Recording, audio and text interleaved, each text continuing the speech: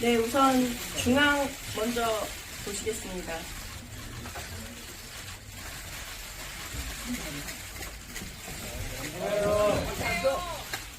네, 이제 좌측 부탁드릴게요.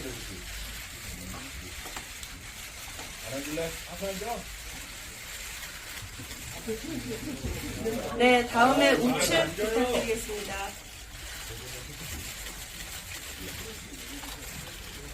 네, 감사합니다. 네, 이제 발표회 시작하겠습니다.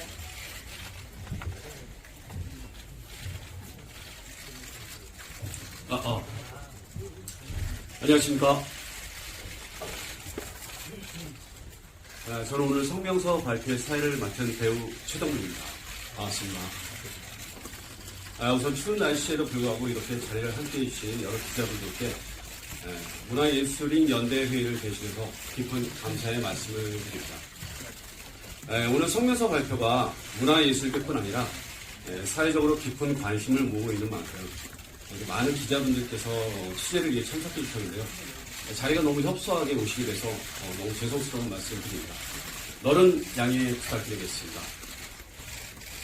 안내메일에도 말씀드렸다시피 문화예술연대회의는 고 이성균 배우의 안타까운 죽음을 마주한 문화예술인들이 다시는 이런 일이 반복되어서는 안 된다는 데 뜻을 같이 하고 그 첫 번째 노력의 일환으로 이 자리를 만들게 되었습니다. 오늘 성명서 발표는 함께해 주신 참석자분들 및 제 단체분들에 대한 소개, 그리고 경과보고, 성명서 낭독, 그리고 제 단체 몇몇 분들의 발언, 마지막으로 향후 계획에 대한 대략적인 보고 순으로 진행될 예정입니다.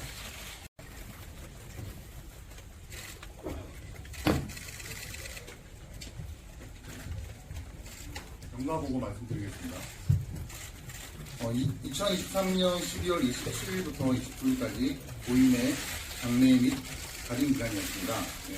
장례 기간 내내 방송, 영화, 음악 등 고인과 함께 작업 및 교류를 해오셨던 대중문화예술계가 총망라된 많은 분들의 조문이 있었고, 그 자리에서 수사 및 언론 보도 과정에서 나타난 여러 문제점들에 대하여 목소리를 내야 할 필요성과 함께 다시는 이런 일이 반복되어서는 안 된다는 폭넓은 공감대가 형성되었습니다. 단 재발 방지를 위한 노력은 사회 각 분야와 협력해서 추진해야 할 문제이기에 우선 문화예술계의 뜻을 성명서의 형태로 모아내고 모아진 의견을 전달할 수 있는 장을 마련하는 데 집중하도록 하겠습니다. 2023년 12월 30일부터 2024년 1월 1일까지 그러한 노력의 일환으로 영화계 재단체 위주로 성명서 초안 작성 및 수정 작업을 진행하였습니다. 2024년 1월 2일 장례식장에서 공감대가 형성되었던 대중문화예술계 여러 단체들로부터 성명서 연명 작업을 진행하였습니다.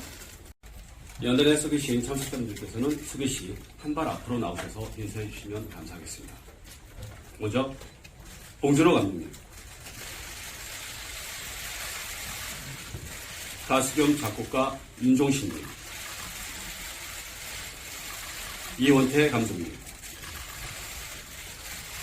배우 김의성님,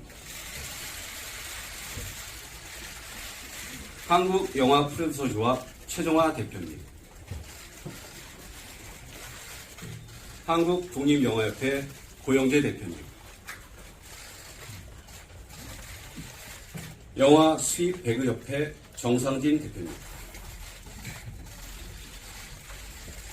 한국영화제작가협회 정상민 부대표님, 한국영화마케팅사협회 이주연 대표님, 여성영화인 모임 김선아 대표님,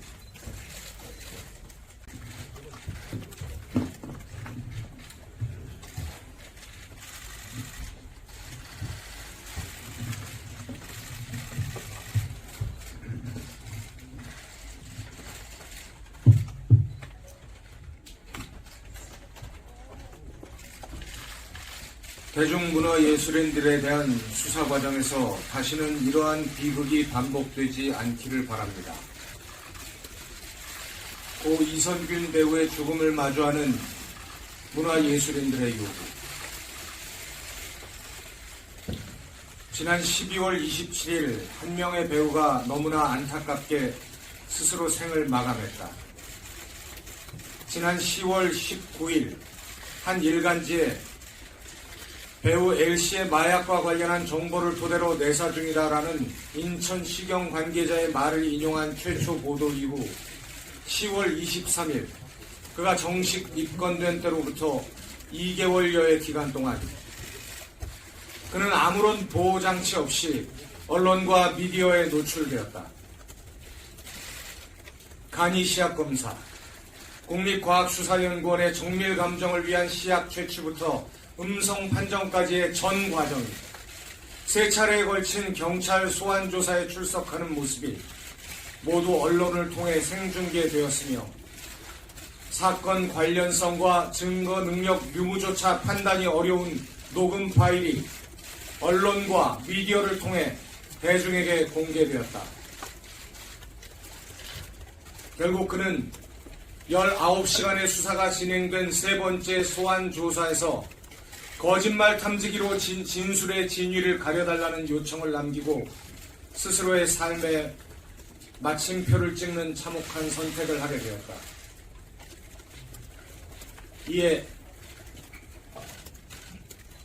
지난 2개월여 동안 그에게 가해진 가혹한 인격살인에 대해 우리의 입장을 밝히는 것이 유명을 달리한 동료에 대한 최소한의 도리라 생각하여 아래와 같은 입장을 밝힌다. 수사당국에 요구합니다. 고인의 수사에 관한 내부 정보가 최초 유출된 시점부터 극단적인 선택에 이르기까지 2개월여에 걸친 기간 동안 경찰의 수사 보안에 과연 한치의 문제도 없었는지 관계자들의 철저한 진상규명을 촉구합니다.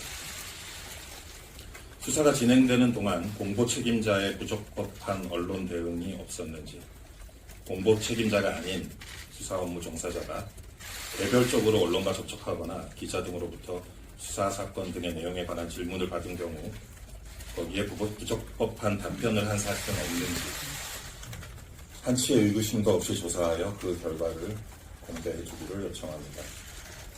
특히 국립과학수사연구원의 정밀감정 결과 음성 판정이 나왔던 지난 11월 24일 KBS 단독 보도에는 다수의 수사 내용이 이미 포함되어 있는데 어떤 경위와 목적으로 제공된 것인지 면밀히 밝혀져야 할 것이며 3번째 소환조사에서 고인이 19시간의 밤샘 수사에도 불구하고 일관되게 혐의를 부인한 후인 12월 26일의 보도 내용 역시 그러합니다.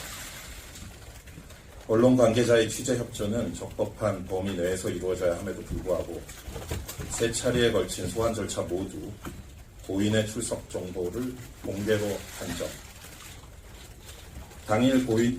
소환 당일 고인이 노출되지 않도록 대비하는 그 어떠한 조치도 취하지 않은 점이 과연 적법한 법은 적법 절차에 따라 수사했다는 단 한 문장으로 이 모든 책임에 대해 자유로울 수는 없다고 생각합니다. 수사 과정에 대한 철저한 진상조사만이 잘못된 수사 관행을 바로잡고 제2, 제3의 희생자를 만들지 않는 유일한 길입니다. 언론 및 미디어에 묻습니다. 고인에 대한 내사 단계의 수사 보도가 과연 국민의 알 권리를 위한 고의적 목적에서 이루어졌다고 말할 수 있는가? 대중문화예술이라는 이유로 개인의 사생활을 부각하여 선정적인 보도를 한 것은 아닌가? 대중문화예술이라는 이유로 고인을 포토라인에 세울 것을 경찰 측에 무리하게 요청한 사실은 없었는가? 특히 혐의 사실과 동떨어진 사적 대화에 관한 고인의 음성을 보도에 포함한 KBS는 공영방송의 명예를 걸고 오로지 국민의 알 권리를 위한 보도였다고 확신할 수 있는가? KBS를 포함한 모든 언론 및 미디어는 보도 목적에 부합하지 않는 기사 내용을 조속히 삭제하기 바랍니다.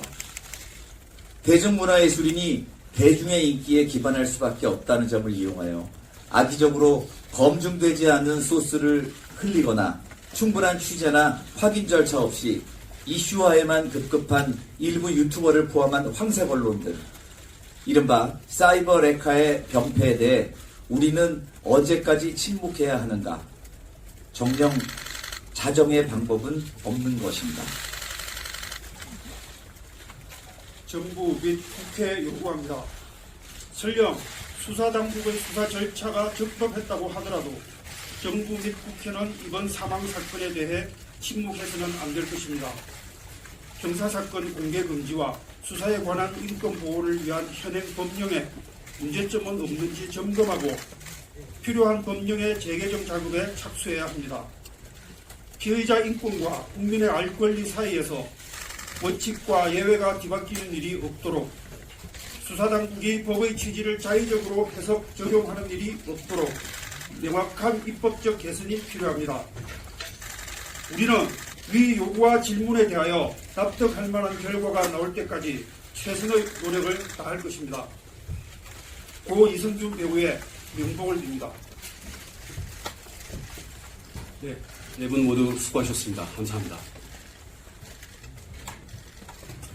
지금 발표한 성명서에는 29개의 문화예술 관련 단체와 김동호 이사장님, 배우 송강 또한 불법적인 수사 관행과 황색 저널리즘으로 치우치고 있는 언론의 자성을 촉구하기 위하여 경찰청과 KBS에 대해서도 성명서를 전달할 예정입니다.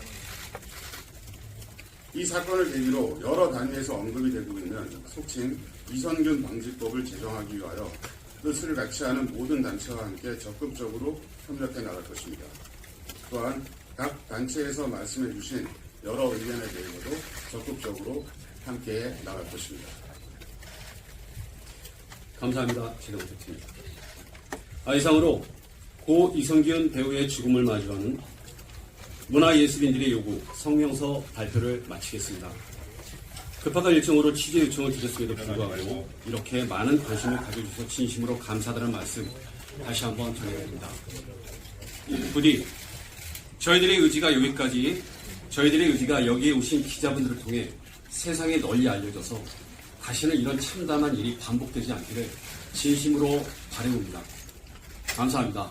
조심히 돌아가십시오.